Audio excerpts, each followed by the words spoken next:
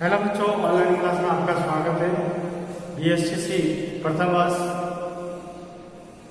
शिक्षा के उद्देश्य ज्ञान एवं पाठ्यचर्या और इकाई 3 हमने प्रारंभ कर दी थी और इकाई 3 में हमने समग्र एवं स्वतंत्र प्रक्रिया की अवधारणाओं के बारे में अध्ययन किया था, जिसका है concept of integral and free process. तो अब आज हम समग्र एवं स्वतंत्र प्रक्रिया की विशेषताओं के बारे में अध्ययन करेंगे।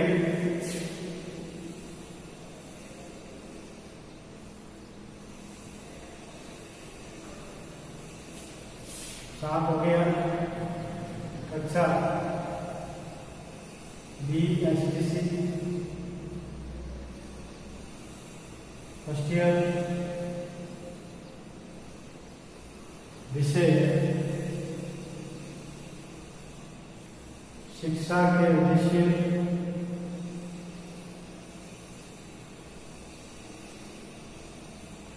ज्ञान एवं पाठ्यचर्या।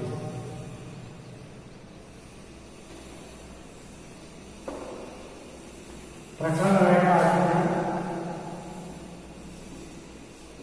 समग्र एवं स्वतंत्र प्रक्रिया की विशेषता।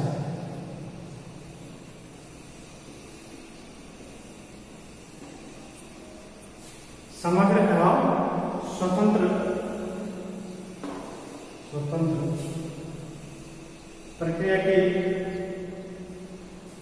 विशेषता है।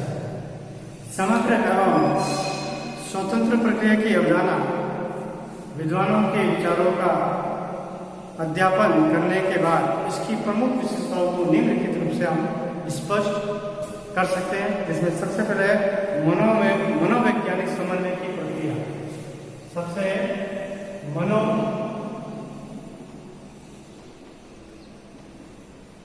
वैज्ञानिक समन्वय की प्रक्रिया। सबसे पहले कौन सा है? मनोवैज्ञानिक समन्वय की प्रक्रिया। अब इसमें क्या है कि समग्र एवं स्वतंत्र प्रक्रिया को मनोवैज्ञानिक समन्वय के रूप में देखा जा सकता है। इसमें मनोवैज्ञानिक के विषय अंतर्गत परिस्थितियों एवं तथ्यों को समझा जाता है जो एक दूसरे के संबंधित है। यानी समग्र और स्वतंत्र प्रक्रिया को मनोवैज्ञानिक समन्वय के रूप में देखा जाता है, क्योंकि मनोवैज्ञानिक में सब सिस्टमेटिक चलता है। कोई कार्य पहले करना है तो उसको पहले ही करना होता है, कोई कार्य अगर बाद में करना तो बाद में करना होता है। जैसे मान लो हम पढ़ाने में अगर ले हुए शिक्षण प्रक्रिया में ले हुए तो हम सबसे पहले कौन सी चीज़ बताएंगे? सरल विधि बताएंगे, सरल चीज़ें बताएंगे।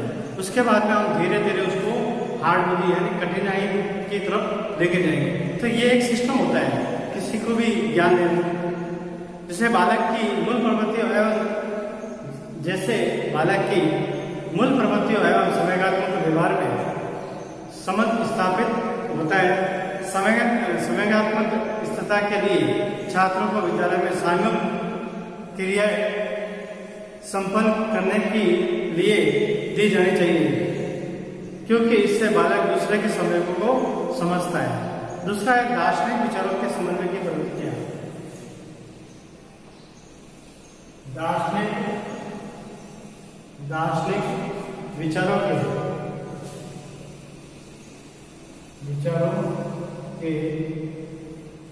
समन्वय की प्रक्रिया। दार्शनिक विचारों के समन्वय की प्रक्रिया यानी समग्र और स्वतंत्र प्रक्रिया में दार्शनिक विचार के भी सम्मिलित किए जाते हैं। विभिन्न प्रकार के राष्ट्रों का अध्ययन करने के अवसर दिए जाते हैं, जैसे आदर्शवाद है, प्रकृतिवाद है, प्रयोजनवाद है आदि। इसके मूल में समग्र और स्वतंत्र प्रक्रिया ही विद्यमान मानी जाती है। यानी आदर्शवाद है, प्रकृतिवाद है, प्रयोजनवाद है आदि इसके भले संबंधित मानी जाती है, स्वतंत्र प्रक्रिया ही विद्यमान मानी जाती है। एक शिक्षक के द्वारा जब सभी प्रकार के दार्शनिक विचारों का ज्ञान प्राप्त कर लिया जाता है तो वह छात्र एवं समाज की आवश्यकता के अनुरूप शिक्षा प्रदान कर सकता है। यदि एक शिक्षक ने आदर्शवादी दर्शन का ज्ञान प्राप्त किया है जबकि समाज को प्रयोजनवादी शिक्षा की आवश्यकता है तो वो उसकी पूर्ति नहीं कर सकता। इसलिए सभी दार्शनिक जैसे आदर्शवाद है, प्रयोजनवाद है और प्रकृतिवाद है, सबका अध्ययन करना जरूरी है क्योंकि ये प्रस्तुति के अनुसार अपन को उपयोग में लेना होता है। तीसरा है उपयोगितावादी शिक्षा।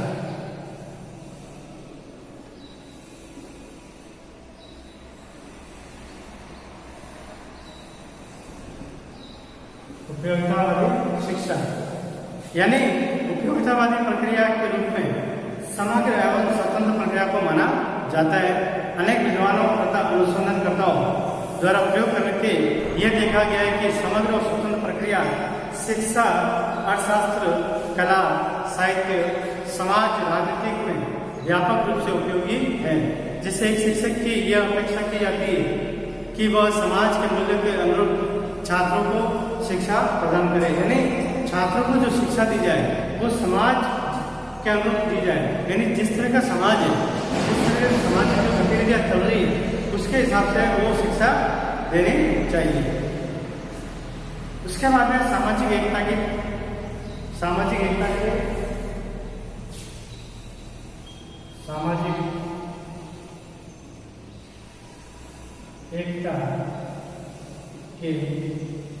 प्रक्रिया के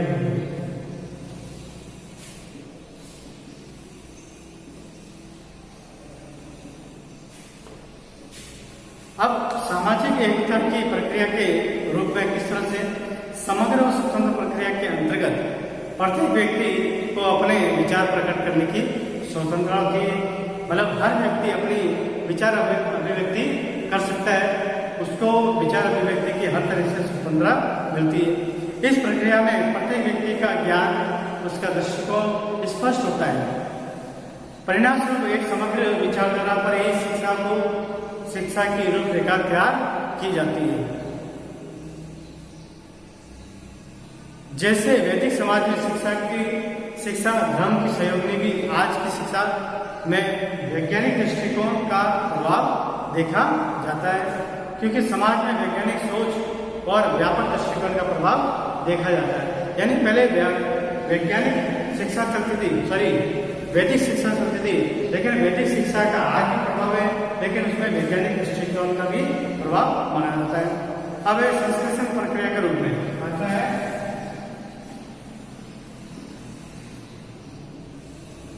संश्लेषण प्रक्रिया में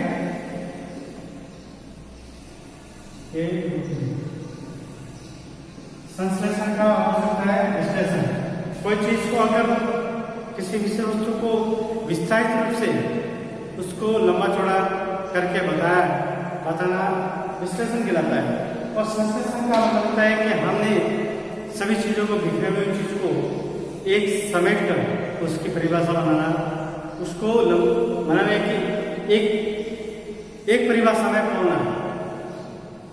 समग्र एवं स्वतंत्र प्रक्रिया के अंतर्गत प्रत्येक तथ्य के दूसरे तथ्य से संबंध का अध्ययन किया जाता है। जैसे एक छात्र कक्षा में चोरी करता है तो शिक्षक उसके वंशानुक्रम, परिवेश, मानसिक विकास की स्थिति को समीक्षा की जाती है। उसके मतलब वो व्यक्ति चोरी क्यों कर रहा है तो उसके वंशानुक्रम यानी उसके कहाँ जन्म हुआ, इसके माता पिता के बारे में पूछा जाता है, उनका वातावरण पूछा जाता है, उसके आसपास के समाज के लोग कैसे हैं और वो कैसे वातावरण में रहता है, इन सभी चीजों को मतलब देखा जाता है। क्योंकि विद्यालय में छात्र को चोरी करना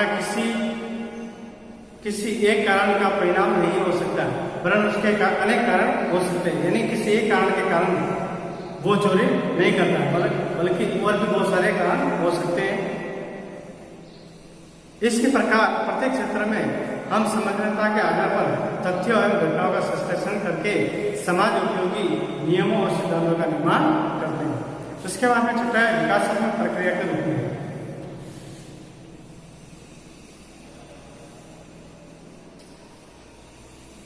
विकासात्मक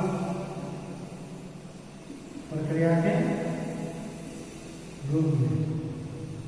विकासात्मक प्रक्रिया के रूप में मतलब कि समग्र एवं स्वतंत्र प्रक्रिया को विकासात्मक प्रक्रिया के रूप में स्वीकार किया जाता है, जिसे एक शिक्षक एक ही प्रकार की शिक्षण विधि के बारे में ज्ञान रखता है तो उसे उसी के माध्यम से संपूर्ण कक्षा का शिक्षण करता है, तो उसका लाभ संपूर्ण शिक्षा को नहीं होगा। इसके अतिरिक्त वह विविध प्रकार की शिक्षण विधियों का ज्ञान प्राप्त करके उनका उपयोग विविध रूप से करता है, तो संपूर्ण बच्चों को संपूर्ण शिक्षार्थियों को उसका लाभ मिलता है, क्योंकि कुछ शिक्षार्थी अलग शिक्षण विधि से सीखते हैं, कुछ शिक्षार्थी अलग शिक्षण विधि से सीखते हैं। तो ये थी अपने समग्र स्वतंत्र प्रक्रिया की विशेषताएं। अगले वीडियो में अगला विषय लेकर प्रस्तुत होंगे। धन्यवाद।